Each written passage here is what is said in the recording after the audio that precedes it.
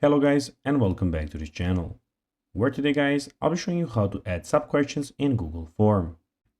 Now guys, the first thing that you of course need to do is go to docs.google.com/forms and you'll be greeted by a screen like this. Now when you did that, you just need to go and log in with your Google Form account. So basically what you need to do is go and log in with your email. But if you of course do not have an email, you can of course go and create it and then go and log into Google Forms. Now guys, that we got that out of the way, let's see what we actually have in front of us here. So guys, as you can see here, we have the official first page of the Google Forms.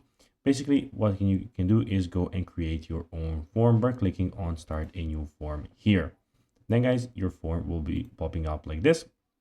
Of course, in the top left corner, as you can see, we have the docs, sheets, slides, we have the forms, we have the settings option, we have the help and feedback where you can go and check out if you have some questions, and we have your Google Drive here.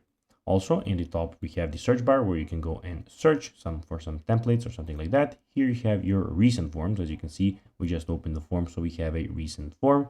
And of course, in the top right corner, we have your account. So basically, this is where you can go and switch from an account to an account. And here we have, of course, as you can see, everything about Google that it has to offer. Now guys, let's see how you can actually go and add a sub-question in Google Forms.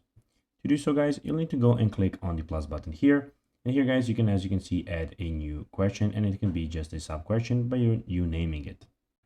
So guys, that will be everything for this video. I hope that you found this video informative and entertaining guys. If you did, don't forget to like this video, share it, subscribe to the channel, and put the notifications on. And guys, as always, I'll be seeing you in the next video. Bye guys.